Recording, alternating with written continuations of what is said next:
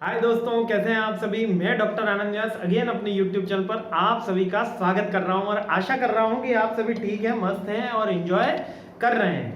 तो होली हो चुकी है, सभी आपने होली काफ़ी एंजॉय करी होगी। एक बार फिर से हमारे पूरे परिवार की तरफ से आपके पूरे परिवार को होली की शुभकामनाएं। और आ चुके हैं अपन इंपॉर्टेंट क्वेश्चंस पे। बच्चों ने कहा सर पहले इंपॉर्टेंट क्वेश्चंस उसके बाद रिवीजन, तो जैसा बच्चे कह रहे हैं वैसा अपन कर रहे हैं। आप सभी का जो स्नेह मिल रहा है, प्यार मिल रहा है हमारे चैनल को, उसके लिए बहुत बहुत शुक्रिया।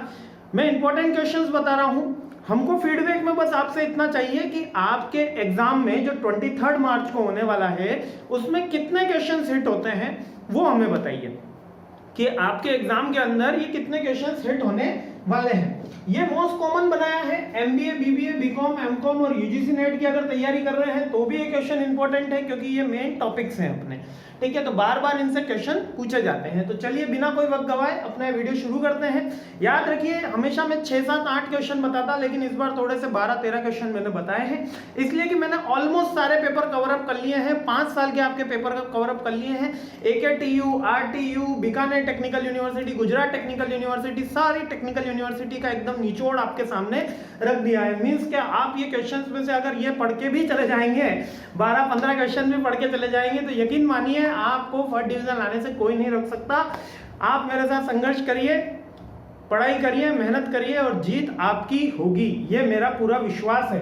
तो चलिए आगे बढ़ते हैं। पहला क्वेश्चन देखते हैं कि पहला क्वेश्चन कौन सा मिलता है हमेशा एग्जाम में। फर्स्ट यूनिट में बार बार पूछा जाने वाला क्वेश्चन है मार्केटिंग कंसेप्ट, कि मार्केटिंग का कंसेप्ट क्या होता है। बता चुका हूं, promotion of the product marketing कहलाता है, ठीक है। कौन से फैक्टर्स इसके इवोल्यूशन, यानी पहले तो होती थी पर्सनल सेंटरिंग होती थी, मोनोपोली रहती थी, कौन से फैक्टर्स जो है वो मार्केटिंग लेकर आए। मतलब मार्केटिंग तो नया कंसेप्ट है, कौन से फैक्टर्स ऐसे रहे हैं जो मार्केटिंग लेकर आए। तो ये वाला फर्स्ट क्वेश्चन बार बार एग्जाम के अंदर आया है। सेकंड अपन देखते हैं कंज्यूमर डिसीजन मेकिंग प्रोसेस, यानी कंज्यूमर कैसे अपना डिसीजन लेता है, डिसीजन कैसे लेता है, उसकी कौन सी प्रोसेस है। अच्छा, यहां पर कंज्यूमर आ जाए या आपसे पूछ ले बायर, क्या पूछ ले, बायर। कंज्यूमर पूछ ले या पूछ ले बायर, दोनों में आंसर एक ही लिखाना, ज्यादा कोई वेरिएंस नहीं है। अगर कंज्यूमर का याद हो गया तो बायर भी याद हो जाएगा, बायर का याद हो गया तो कंज्यूमर भी याद हो जाएगा।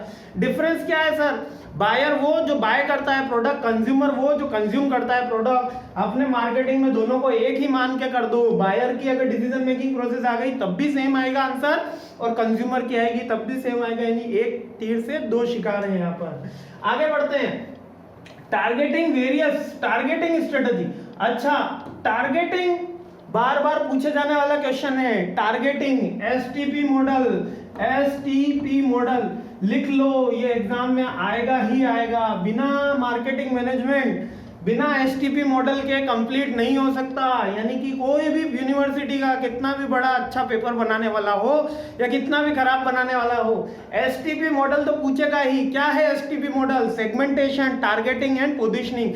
इन तीन में से तो तीनों ही क्वेश्चन आते हैं किसी यूनिवर्सिटी में, किसी में 2 आते हैं, किसी में 1 आते हैं।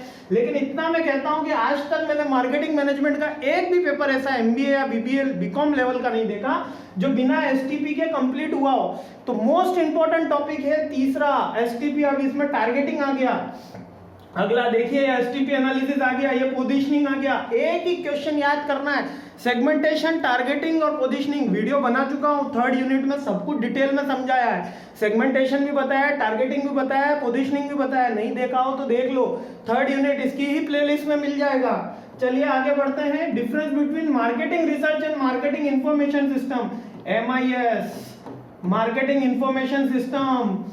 बीबीए वालों के लिए तो पूरा सिलेबस क्या, पूरा का पूरा सब्जेक्ट रहता है MIS, ठीक है। बीकॉम में भी MIS सब्जेक्ट रहता है, और MBA और BBA के लिए, MBA और BBA के लिए ये एक टॉपिक रहता है। इसके अंदर ये पूछा जाता है MIS क्या है और ये मार्केटिंग रिसर्च से कैसा डिफरेंशिएट है। क्या आपको आता है, नहीं आता, वीडियो के एंड में जरूर बताइएगा कि कमेंट करके सर मुझे इतने क्वेश्चन आते हैं। चलिए अगला क्वेश्चन, पैकेजिंग एंड लेबलिंग।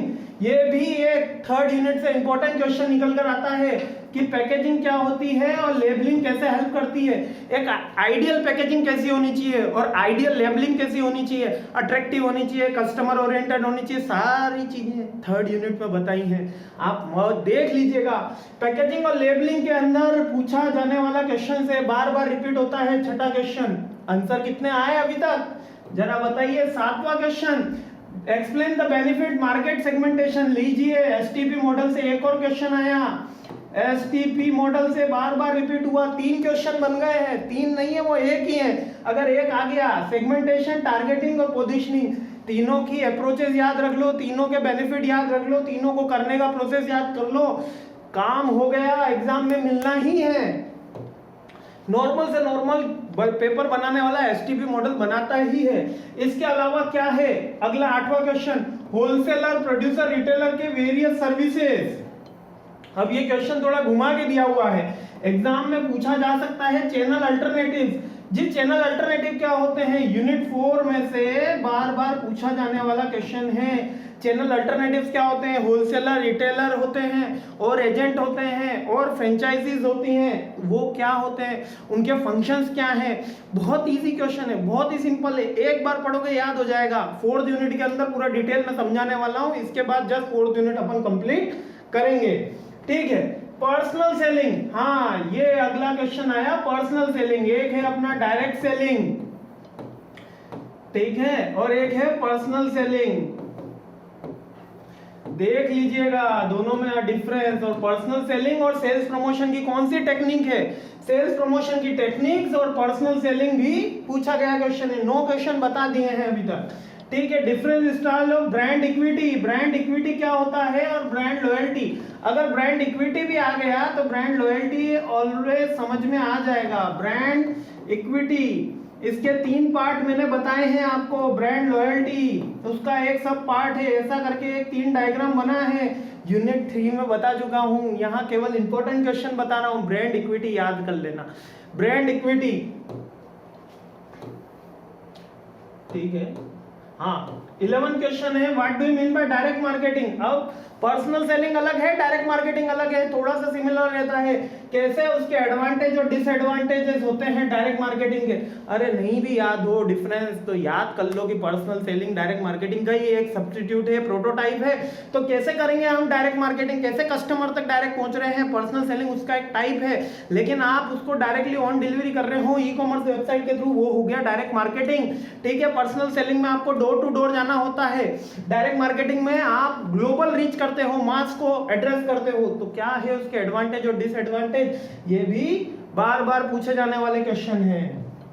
अगला 12वां क्वेश्चन तक आ गए। बच्चे कह रहे होंगे सर और कितने हैं, मैं कह रहा हूं 2-3 और हैं, इसलिए क्योंकि इनके बाहर से सिलेबस क्वेश्चन आने की संभावना बिल्कुल कम कर दी है मैंने। मतलब कि बिल्कुल एकदम आपका पूरा का पूरा निचोड़ लिया है कि इसके बाहर से तो क्वेश्चन कैसे बनाएगा वो, ठीक है। मार्केटिंग चैनल सिस्टम, अब ये मार्केटिंग चैनल सिस्टम क्या है, segment the channel management can be improve. कौन कौन से चैनल्स हैं मार्केटिंग के, कौन से प्रोटोटाइप हैं और कैसे उनको इंप्रूव किया जा सकता है। इंप्रूवमेंट ना भी याद रखो तो केवल मार्केटिंग सिस्टम के अगर मीनिंग भी पता चल गया तो एडवांटेज डिसएडवांटेज खुद लिख लोगे।